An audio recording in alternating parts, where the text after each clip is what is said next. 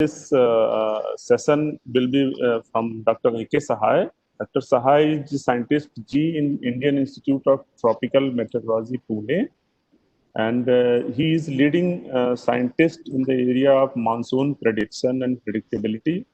And in present time, IMD, the prediction system which IMD adopts is given by Sahai and his group from IITM. So I request Dr. Sahai to start his lecture. Yeah. Sahai sir. Namaskar. Can you hear me? Yes, sir. Yes, sir. So नमस्कार. आप लोग जानते हैं कि नमस्कार। पुणे में corona की समस्या थोड़ा गंभीर है और रिसेंट डेवलपमेंट ये है कि मैं भी क्वारंटाइन हूँ कल से, तो मेरे घर पे इंटरनेट बहुत फ्लक्चुएटिंग है, इसलिए मैंने अपना जो भी लेक्चर है वो रिकॉर्ड करके भेज दिया है और रिकॉर्डेड लेक्चर आपको सुनाया जाएगा। उसके बाद अगर कुछ भी क्वेश्चन है, मैं हूं यहाँ पर, अगर मैं कनेक्टेड रहा तो जरूर आप उसका जवाब दूंगा। धन्यवाद। आप रिकॉर्डेड लेक्चर शुरू कर सकते हैं। कहाँ पे है?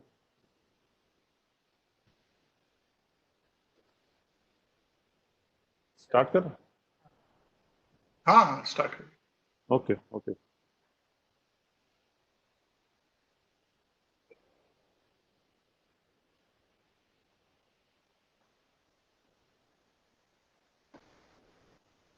तो साउंड नहीं आ रहा है? साउंड नहीं आ रहा है। प्ले कीजिए ना साउंड को।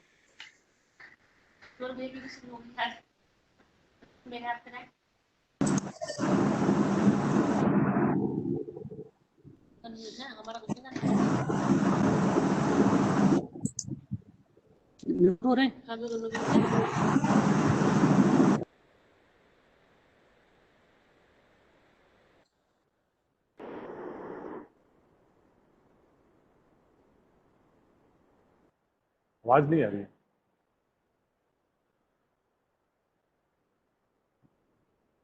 आ रही है?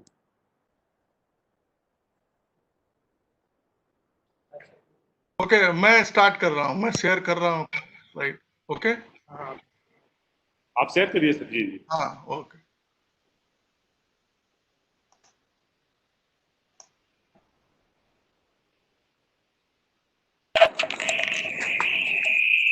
Good afternoon. The topic will be analyzing climate disease linkages for development of disease early warning system. And as you know that Earth's climate is changing, and it had changed significantly in last century. So IPCC report AR5, as per this report, this global temperature has risen from 0.85 degrees centigrade over the period of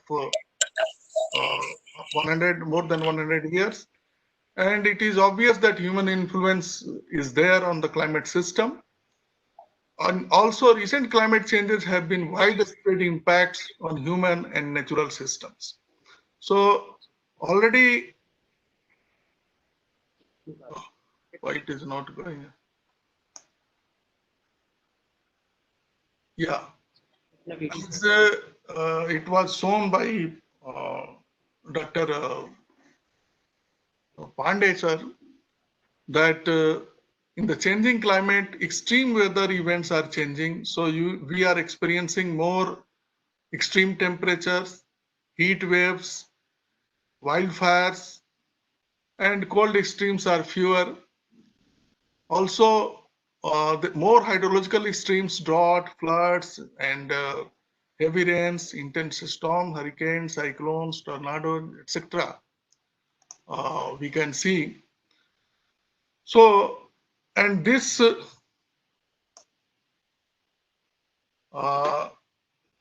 thing also was mentioned by Professor Pandey.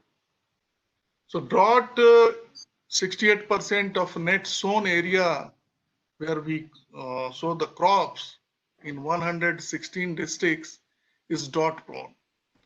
So India is prone to all these type of forest fire, earthquake, flood, heat wave, cold wave, landslides, cyclone, heavy rainfall, flash floods, thunderstorms. But globally also the same. This is the graph which is slightly uh, different than what Professor Pandey has shown. So here it is decade-wise annual deaths from various type of disasters, and you see that this is the drought. Now in recent 30 years or so, the deaths due to drought and floods are minimized, and mostly it is due to earthquake and extreme temperatures.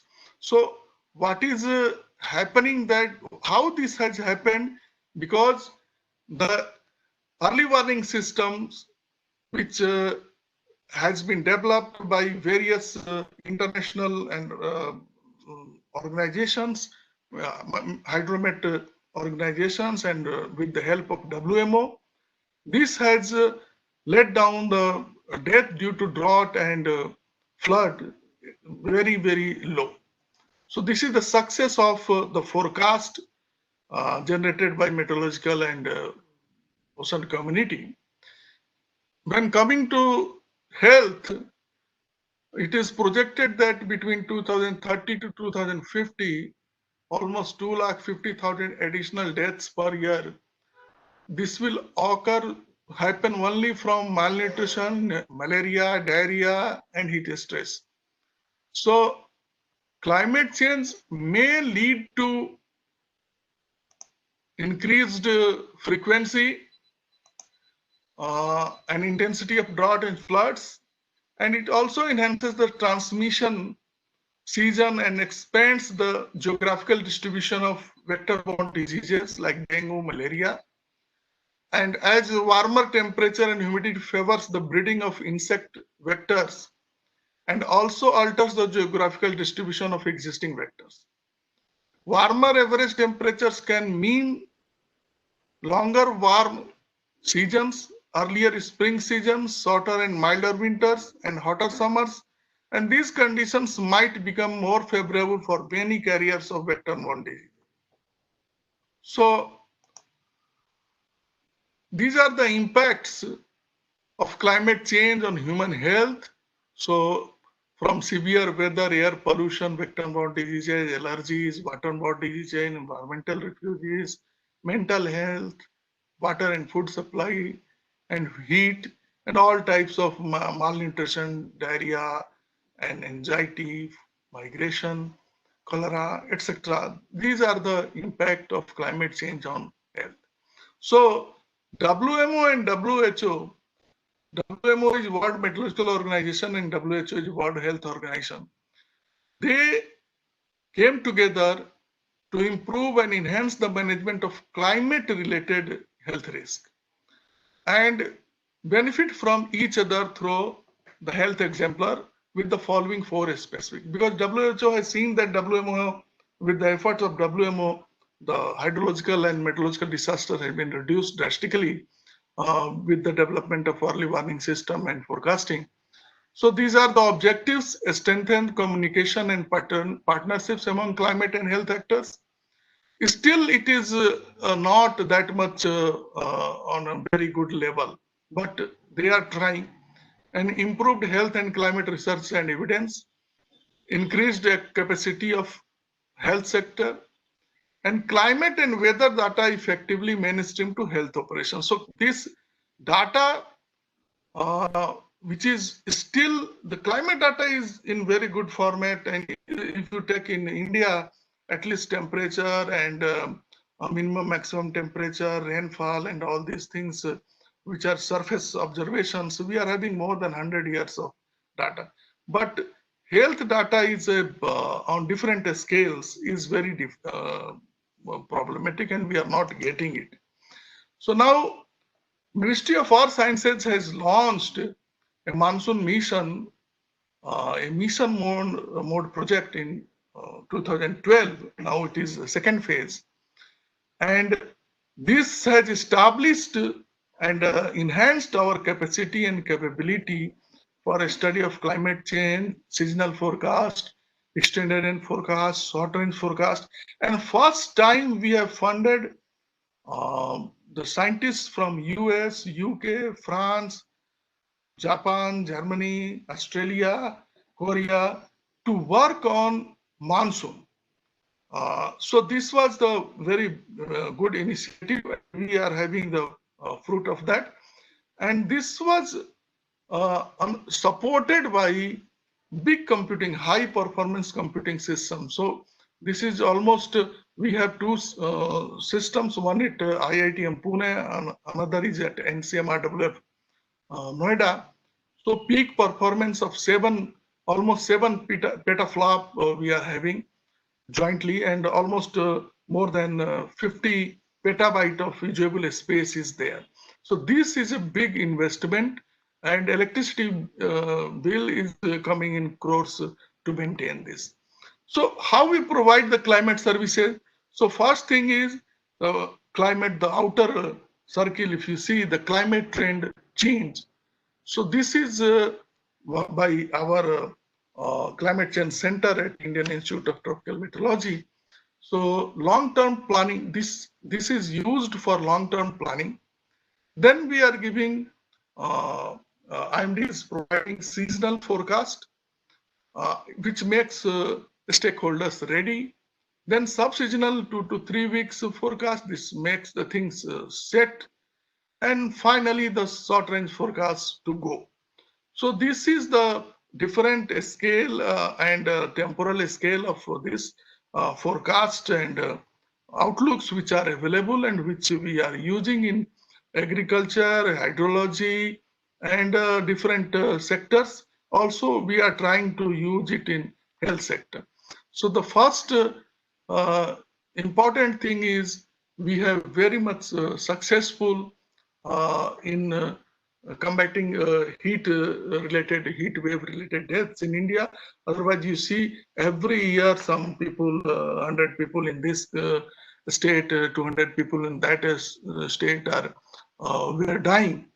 And this is what almost more than 1,200 people in 2013, more around 1,714, around 2,500 in 15.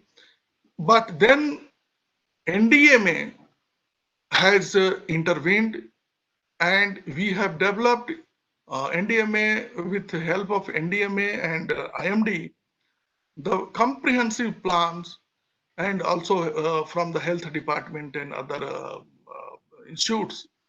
So in this, we first assess what will be the seasonal outlook of this year's heat. Then we will see that what is going to happen in next 2 to 3 weeks. And then finally, action is being taken on both this, and the final action has to be taken in next 2 to 3 days and 5 days forecast. So all the forecast which I have shown you in the previous slide, that is being utilized here. And you see 2016, India is the, as a country, mean temperature was the highest since 1901, but still deaths has been reduced drastically.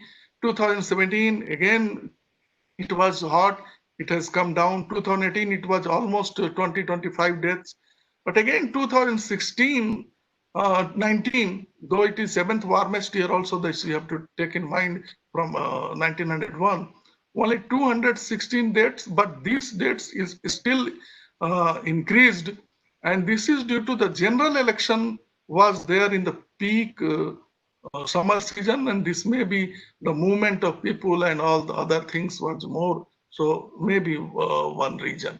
So this has been possible by intervention of NDMA and utilizing seasonal, extended and short range forecast of weather and climate by IMD for efficient early warning and monitoring system.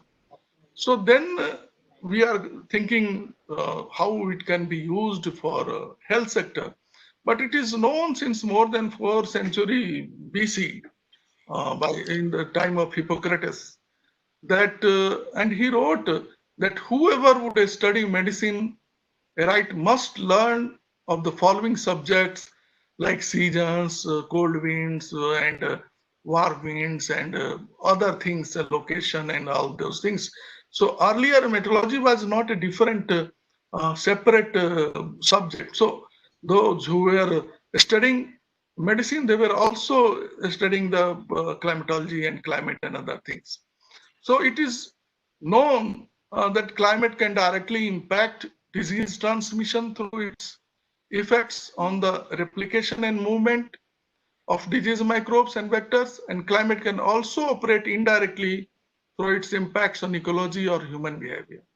So given the obvious and long appreciated linkages between climate and human health, it might seem a simple task to use climate forecast in predictive disease modeling.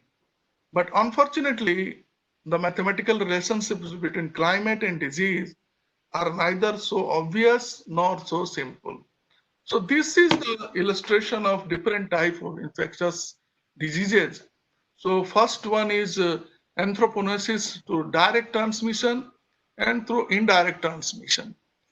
And then zoonosis, that also direct and indirect transmission through vectors. So the direct transmissions human to human is least climate sensitive because there is very few changes from one to other and no time for climate to affect much. But this zoonosis, which is indirect from animal vector and then through vector to humans. So this is most sensitive to climate, and in between we are having moderate sensitive to climate. Now this is the web of factors which influence transmission of infectious diseases. So climate, ecology, social factors, transmission. So climate is just one out of these four, and then there is a disease outcome. So if we have to develop the early warning systems, there are two approaches. One is a statistical. So statistical models are used to identify the direct statistical correlation between predictor variables and the outcome of interest, that is disease in this case. So climate and disease, statistically we can, and majority of studies have used this approach. Therefore, the second approach is the most important approach. Biological models, they contain complete representation of climate's effects on the population of dynamics of pathogens and vectors. And these models potentially offer greater insights into the mechanisms driving variation in disease incidence, but require more extensive understanding of climate effects. And they therefore have been applied on very few occasions. But if the model has to be, predictive model has to be good, it should take both these approaches into and then incorporate it. So whichever modeling approach is used, it is important to take account of non-climatic factors. So whatever I am presenting, there we have not taken non-climatics, but this we want to get help from the health scientist.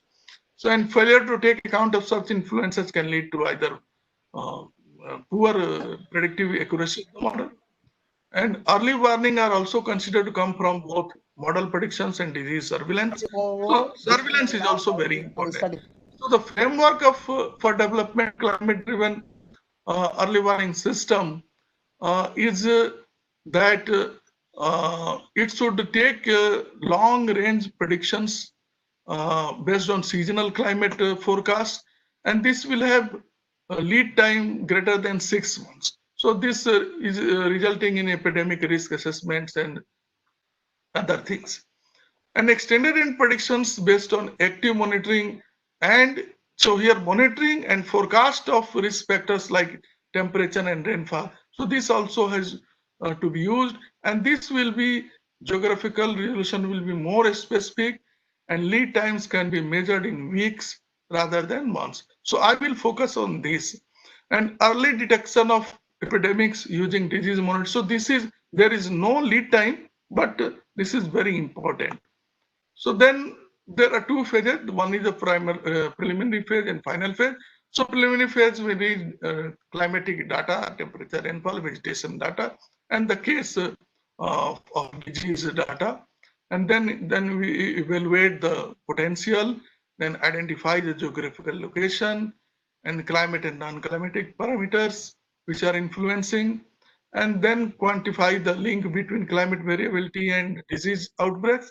And finally, we can end up with a predictive models. Now, these models can be used.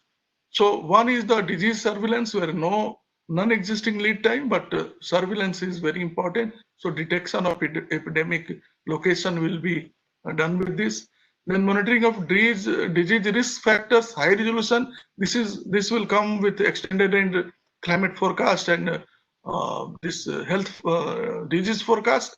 So it will have high geographical resolution, and this is low geographical resolution, more than 6 month lead time with the seasonal forecast. So this is what, and this system has to be supported by efficient communication. So this has to be communicated to vulnerable people and the managers, health managers, and feedback and assess. Feedback is very much important, and also we have to take assessment of that.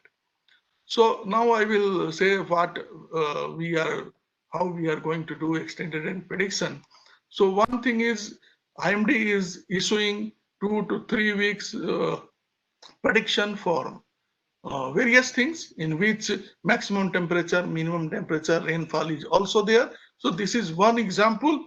First, we evaluate how the weather was and climate was in the last 2-3 weeks, and how it is forecasted in the next 2 weeks. And then here is some threshold value by biological models, which I have shown you. So this is 2 types of malaria: 16 to 19 degree minimum temperature in one case, 14 to 15 degree minimum temperature in other case, and maximum temperature 33 to 39 degree. So when we are giving this type of forecast based on these temperature thresholds, and we are providing it to health department also, but yet we have to get verification and feedback that we have not got. And this is for the deterministic, but we know that this is for the dengue threshold values, but we know that climate cannot be in 2 weeks and 3 weeks in advance, cannot be predicted in deterministic way. So there is another way. What is the probability of these threshold values in different regions? So what is the probability of 75%, 55 to, so what is the extreme probability, and there is no probability or less probability of happening this event. So this is one way we are giving the forecast, but still feedbacks we are not getting from health department. Similarly for dengue also.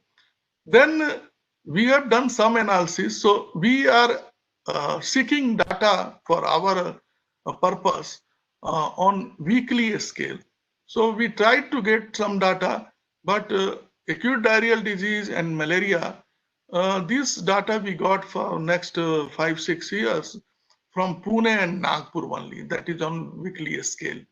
So we tried to develop some model, but we have our temperature and rainfall data for last 100 years. So we have used just few years only of data in 35 years. And then I don't know what happened to this.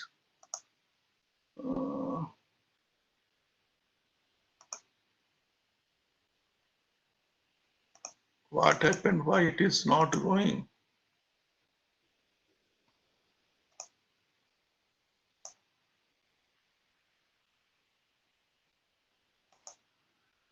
Can anybody help? It is not going, moving forward. So some person is, yeah. So now this is the method, self-organizing map, which is nonlinear classification method. So we have classified only climatic variables. And then we say that if in different class they are there, how it will be the malaria and acute diarrheal disease, they will be classified. So this is one way, and this is the schematic for that. This is what the general climatology. So maximum temperature, minimum temperature, rainfall over Pune, and maximum temperature, minimum temperature, maximum temperature, rainfall over Nagpur. This is for malaria in Pune. This is malaria in Nagpur. This is acute diarrheal disease climatology, and this is in Pune and Nagpur. So this is the data for what we got from the health, but the classification we have done based on our only our climatic things, and you see that this is 3 by 3. Just we have done 2 classifications. So to show for visualization, I am showing 3 by 3, but for prediction we have used 6 by 6 classification in self-organizing map. So this is, you see, this is the high rainfall, low maximum temperature, and high minimum temperature. So this is highest number of cases here in ADD and also in malaria. And in dry spells, you see, so dry spell lower than, so minimum temperature is very low, and this is moderate. We are getting less cases of malaria and ADD. So this is just because classification is done based on climatic data only. So we feel that this is same thing, box and whisker diagram for Pune. What I have shown on different